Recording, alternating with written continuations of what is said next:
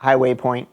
For this week's Read and Reflect, we're going to be focusing on a verse in the book of Deuteronomy.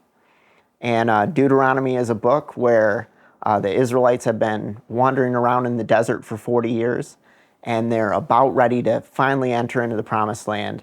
But before they do that, Moses is giving them some instructions, talking to them about their history, about the law, and really encouraging them to remain faithful to God.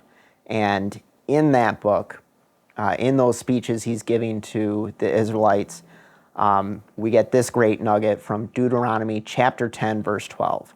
And it says, "And now, Israel, what does the Lord your God ask of you, but to fear the Lord your God, to walk in obedience to him, to love him, to serve the Lord your God with all your heart and with all your soul."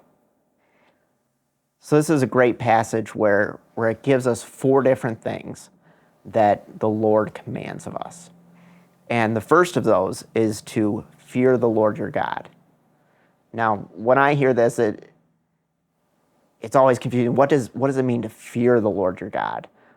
Does it mean like to be terrified, to that kind of fright where you're running the other way from danger? I don't think that's what we're talking about here. That Hebrew word that's used here means more to revere or to stand in awe of or to show honor or respect. This is something where we recognize God's greatness.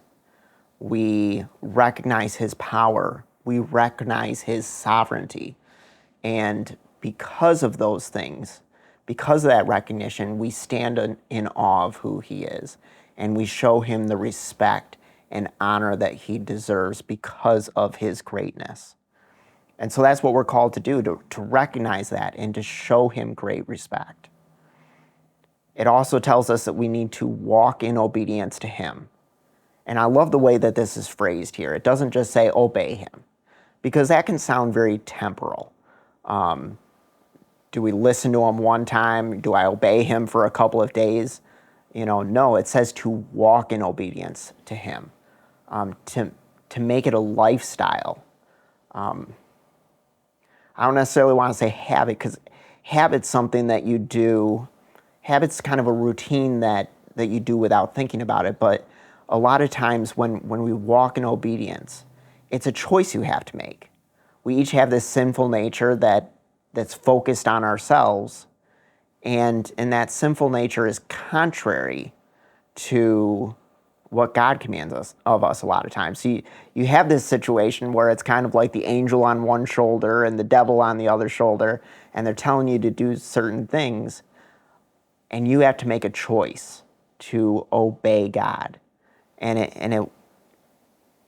This verse tells us to walk in obedience, to make that a lifestyle where we're focusing on obeying God and what he commands of us over what our sinful nature or what the world commands of us.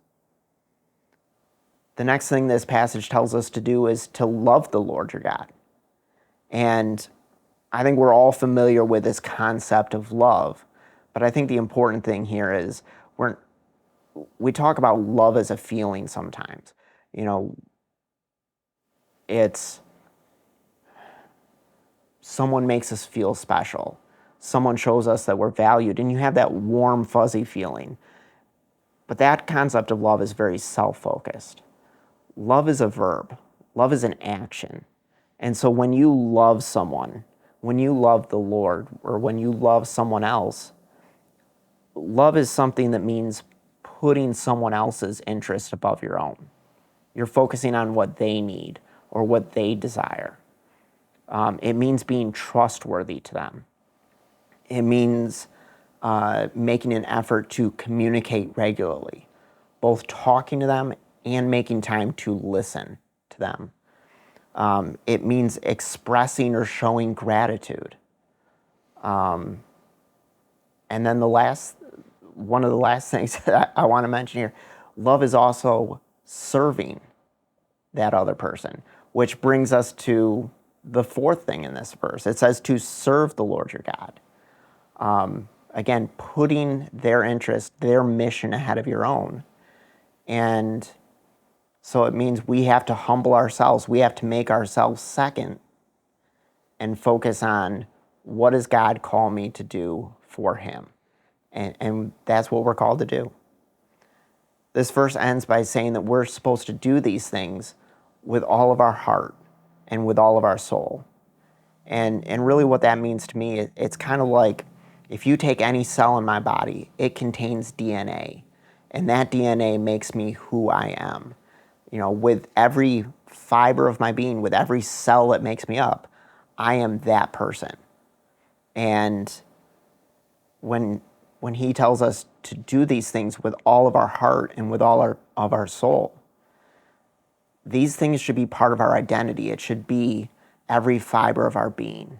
It should be who we are on a daily basis, that lifestyle.